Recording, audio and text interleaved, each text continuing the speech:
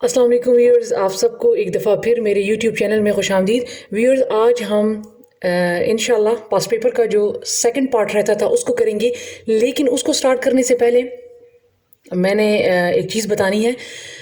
कल एक question number 25 में मुझसे थोड़ी सी मिस्टेक हो गई थी, तो मैं उस क्वेश्चन को दोबारा करवाती हूँ और उसके बाद जो क्वेश्चन रह गए थे हम उनको करते हैं, ठीक है।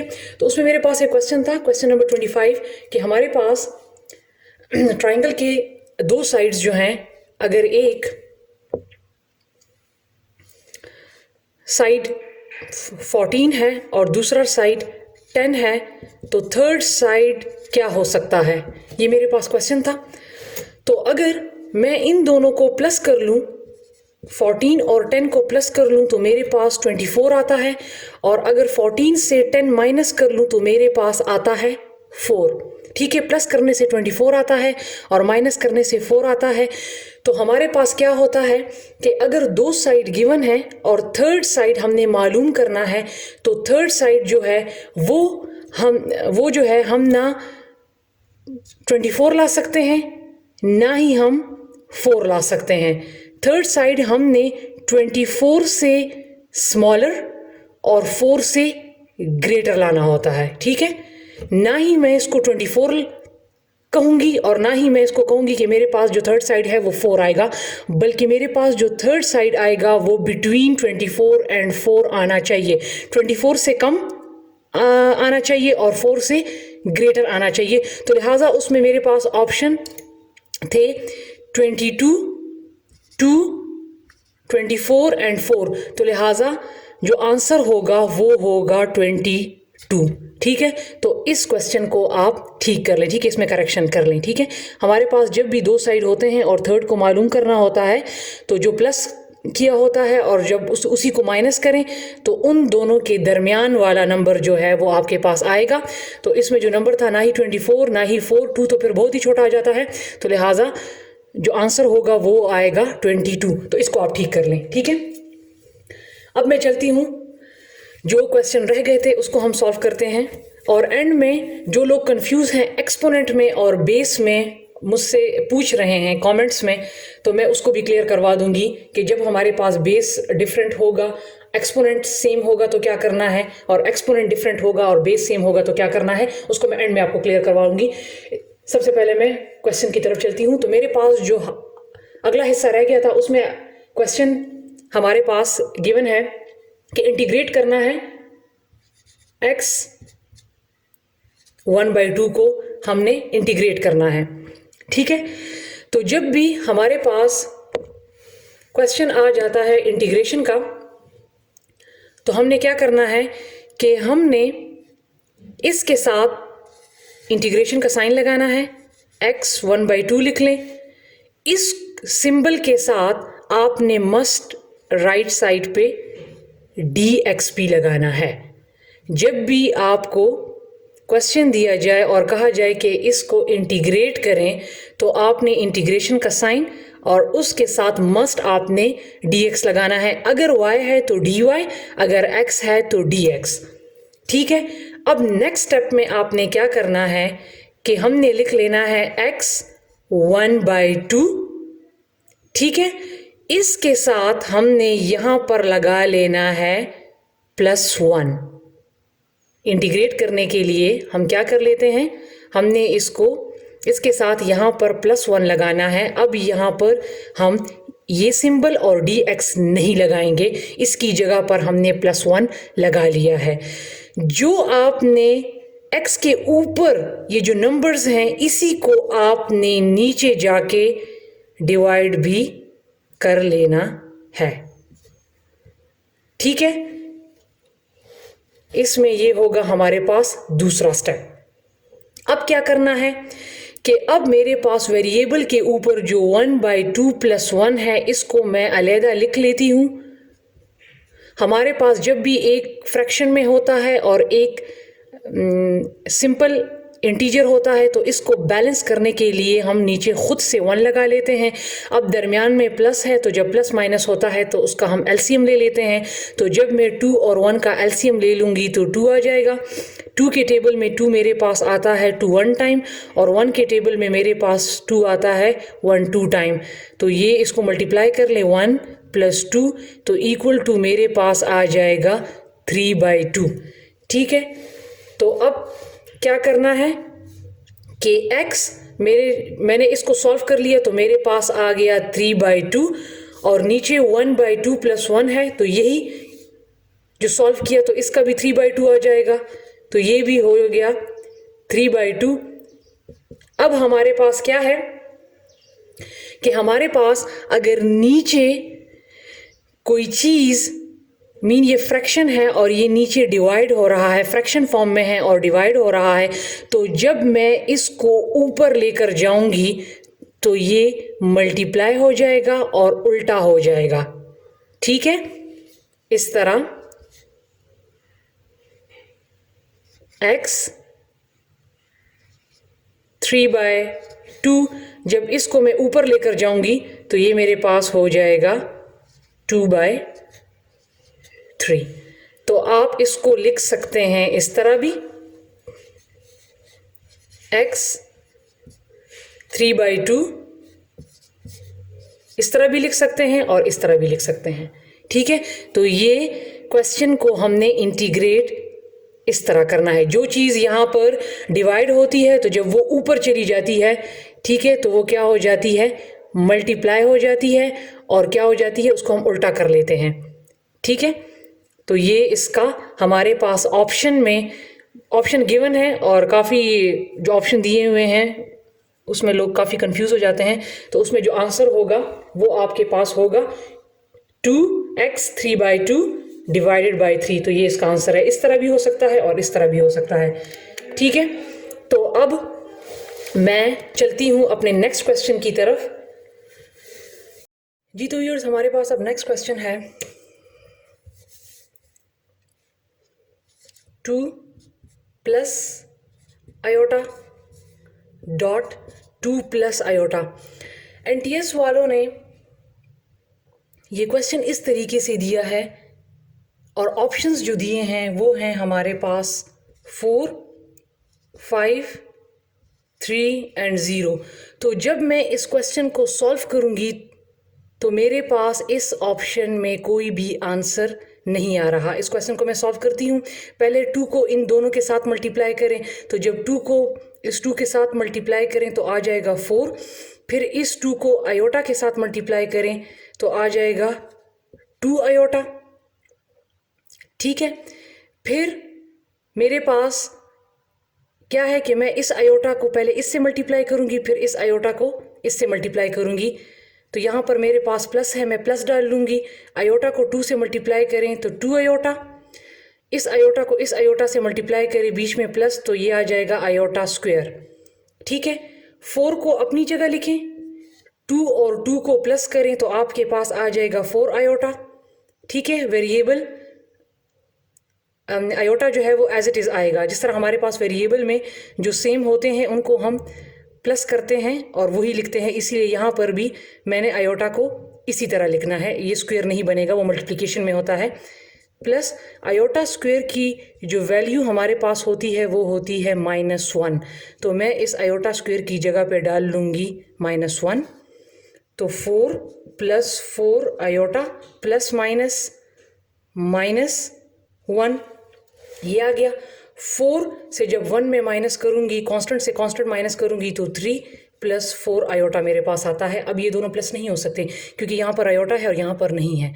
ठीक है, तो आप देख सकते हैं कि हमारे पास 2 + आयोटा, 2 + आयोटा से 3 + 4 आयोटा आता है और वो मेरे पास ऑप्शन में गिवन नहीं है। तो लिहाजा इनसे यहाँ पर एक मिस्टेक हुई है कि इन्होंने क्या किया है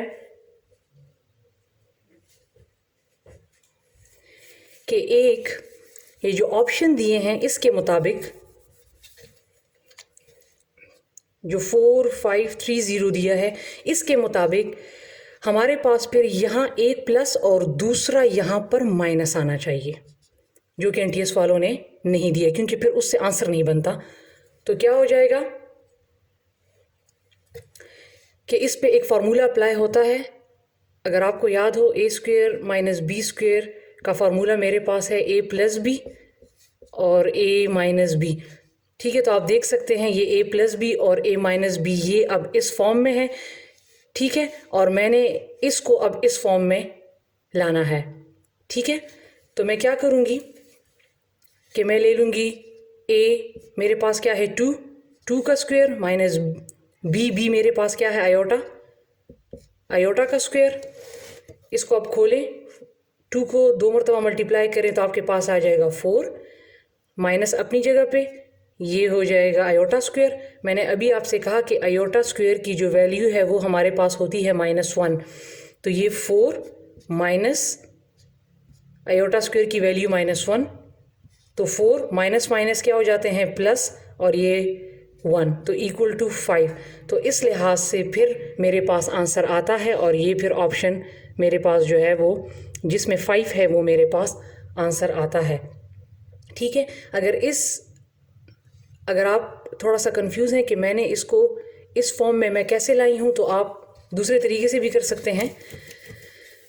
क्या करें कि इन दोनों को मल्टीप्लाई कर लें, जिस तरह अभी मैंने 2 प्लस आयोटा को मल्टीप्लाई किया था, तो अब आप इसको मल्टीप्लाई कर लें। 2 को इन दोनों के साथ पहले मल्टीप्लाई करें, 2 को 2 के साथ मल्टीप्लाई करूँगी तो 4 आ जाएगा। ठीक है, फिर 2 को इस आयोटा के साथ मल्टीप्लाई करूँगी तो 2 आयोटा आ जाएगा, लेकिन यहाँ पर कुछ भी नहीं है तो प्लस माइनस मेरे पास क्या हो जाते हैं माइनस, और 2 को आयोटा के साथ मल्टीप्लाई करूँगी तो आ जाएगा 2 आयोटा। ठीक है, इस 2 को मैंने दोनों के साथ मल्टीप्लाई कर लिया। अब इसके बाद क्या है प्लस, इस आयोटा को 2 के साथ मल्टीप्लाई करूँगी तो 2 आयोटा आ जाएगा, प्लस माइनस माइनस, और इस आयोटा को इस आयोटा के साथ मल्टीप्लाई करूँगी तो आ जाएगा आयोटा स्क्वायर।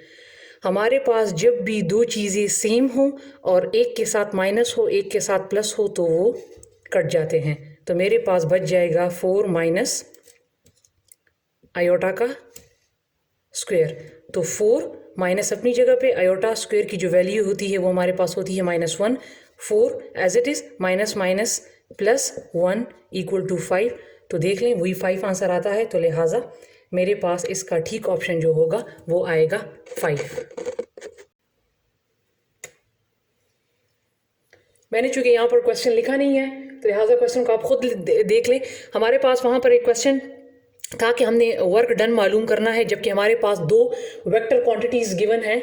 हमें 2 वेक्टर क्वांटिटीज़ दी हैं 4i + 5k, और दूसरी दी है हमें -3i + 2k। ये हमारे पास 2 वेक्टर क्वांटिटी हैं। क्वेश्चन में हमसे पूछा गया है कि आप वर्क डन फाइंड करें, जबकि आपके पास 2 वेक्टर क्वांटिटी गिवन है। इनको हम वेक्टर क्वांटिटी इसलिए कहते हैं क्योंकि हमारे पास ये i और ये k जो हैं ये हमारे पास यूनिट वेक्टर हैं।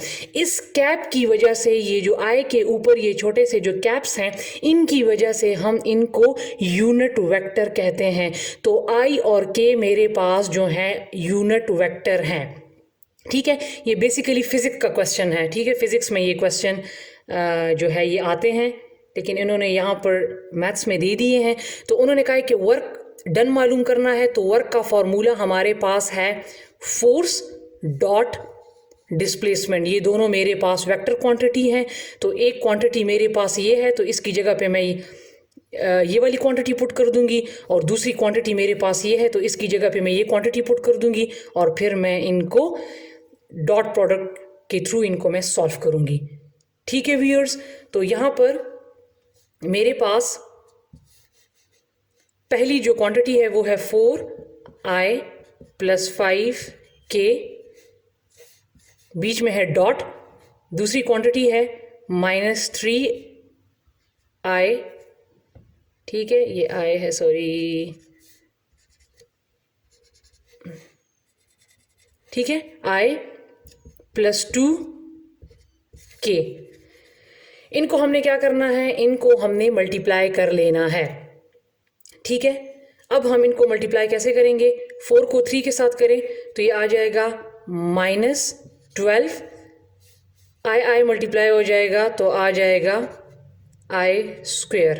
फिर 4 को 12 के साथ मल्टीप्लाई करें, बीच में प्लस है, 4 2 टाइम 8, और इनके देख लें यूनिट वेक्टर चेंज है, i है और k है, ठीक है। इसके साथ i है और इसके साथ k है, ये हो गया। अब प्लस माइनस माइनस, 5 को 3 के साथ मल्टीप्लाई करें तो 15, फिर दोबारा क्या है, एक के साथ k यूनिट वेक्टर है, एक के साथ i है, तो i और k, और फिर प्लस प्लस प्लस, और फिर 5 को 2 के साथ मल्टीप्लाई करें तो 2, दोनों की यूनिट वेक्टर सेम है तो आपके पास आ जाएगा k²।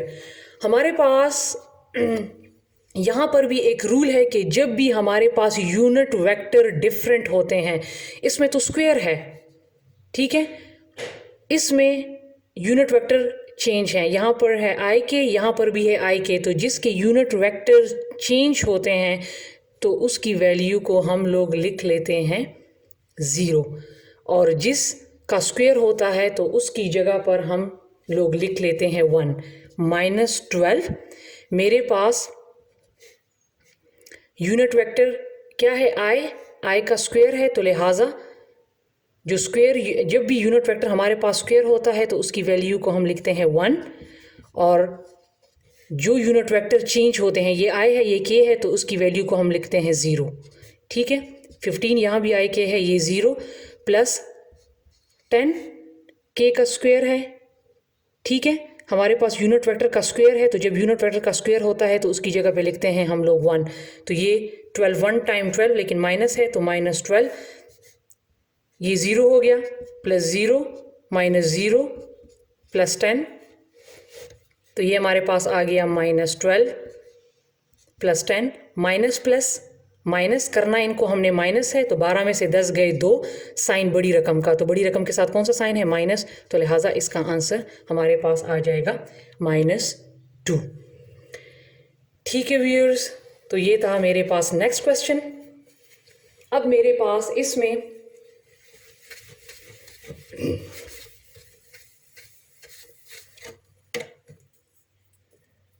अगला क्वेश्चन था कि हमारे पास साइन थीटा इन्होंने दिया है 1 डिवाइडेड बाय √2, और कॉस थीटा हमें दिया हुआ है √2 के बराबर, तो उन्होंने कहा है कि साइन 2 थीटा फाइंड करें। आपने फार्मूले जो है वो आपने खुद जो है वो याद रखने हैं, ठीक है व्यूअर्स। तो यहाँ पर मेरे पास साइन 2 थीटा बराबर होता है साइन 2 साइन थीटा और कॉस थीटा, ये इसके बराबर होता है। साइन 2 थीटा फाइंड करना है तो साइन 2 थीटा का फार्मूला है 2 sine theta dot cos theta, तो 2 अपनी जगह पे, साइन थीटा की वैल्यू हमें क्या दी हुई है 1 डिवाइडेड बाय √2, और कॉस की वैल्यू क्या दी हुई है, कॉस थीटा की वैल्यू है √2, तो ये दोनों, ये देखिए डॉट मीन मल्टीप्लाई हो रहे हैं, तो ये और ये कैंसिल हो जाएंगे, और 2 को 1 के साथ मल्टीप्लाई कर लें, तो लिहाजा हमारे पास आंसर आ जाएगा 2। मैं कोशिश करूँगी कि जितने भी ये फार्मूले हैं, sine theta, tan theta, cos theta, इसको मैं एंड में सारे फार्मूलों को लिखवा दूँ ताकि आपको वो भी क्लियर हो जाए, ठीक है व्यूअर्स। अब हमारे पास ये क्वेश्चन ख़त्म हो गए हैं। मैंने चूँकि स्टार्ट में बोला है कि मैं आप लोगों को, बहुत सारे लोग कंफ्यूज हैं कि हमारे पास अगर same base with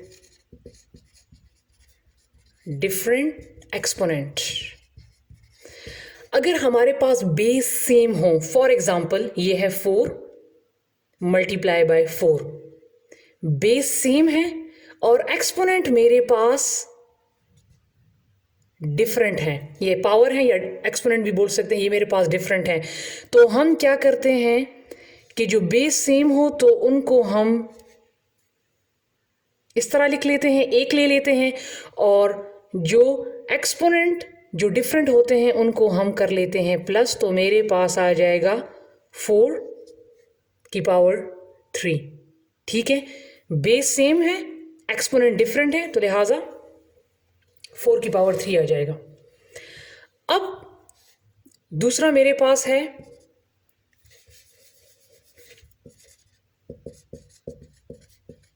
different base with same exponent. जब आपके पास बेस डिफरेंट हो, for example 8 multiply by 3, base मेरे पास डिफरेंट है और एक्सपोनेंट मेरे पास सेम है 2 and 2, तो फिर आपने क्या करना है कि बेस को मल्टीप्लाई कर लेना है 8 3 टाइम 24, और जो हमारे पास बेस सेम होता है उसको आपने लिख लेना है 1 मरतबा। ये हो गया। अब हमारे पास ये रूल है मैथ्स में, ठीक है, आता तो इसी तरह है, लेकिन अगर आपको इस तरह आ जाए, बेस भी सेम आ जाए और एक्सपोनेंट भी सेम आ जाए, ठीक है, फॉर एग्जांपल 2 मल्टीप्लाई बाय 2, ये आ गया 3 और 3। इस तरह वैसे आता तो नहीं है, लेकिन अगर आ जाए, फॉर एग्जांपल बेस भी अब सेम है और एक्सपोनेंट भी सेम है, तो हमारे पास तो रूल है मैथ्स में कि अगर एक्सपोनेंट सेम होगा तो आपने क्या करना है कि उसको 1 लेना है, ठीक है, और बेस को क्या कर लेना है, अब इसको मल्टीप्लाई कर लेना है, बेस को मल्टीप्लाई कर लें, क्योंकि हमारे पास रूल ये है कि अगर एक्सपोनेंट सेम है तो एक्सपोनेंट को हम 1 मरतबा लिखते हैं, तो लिहाजा आप फिर क्या करें कि बेस को जो है उसको मल्टीप्लाई कर लें। ठीक है व्यूअर्स, तो अब मुझे उम्मीद है कि ये चीज़ आपको क्लियर हो चुकी होगी। अच्छा व्यूअर्स, मैंने आपको एक और चीज़ भी क्लियर करनी थी। यहाँ पर हमारे पास ये, ठीक है, और ये, इसमें डिफरेंस क्या होगा, ठीक है, तो इसको मैं सॉल्व करके देती हूँ ताकि आपको पता लग जाए कि एक का आंसर हमारे पास माइनस में आएगा और एक का आंसर हमारे पास प्लस में आएगा। ठीक है, तो इसको जब हम सॉल्व करेंगे तो सबसे पहले मैं -4 जो ब्रैकेट में होगा उसको जब आप सॉल्व करेंगे तो मीन्स आपने 4 को 4 मरतबा मल्टीप्लाई करना है, तो उसके साथ माइनस को भी मल्टीप्लाई करना है, -4 मल्टीप्लाई -4 मल्टीप्लाई -4 एंड मल्टीप्लाई -4। तो हमारे पास क्या होता है कि माइनस माइनस हमारे पास क्या होता है प्लस, तो जब ये दोनों मल्टीप्लाई हो जाएंगे तो प्लस हो जाएगा, और जब ये दोनों मल्टीप्लाई हो जाएंगे तो प्लस हो जाएगा, तो लिहाजा इसका आंसर मेरे पास आ जाएगा 256, प्लस में मेरे पास इसका आंसर आ जाएगा। ठीक है,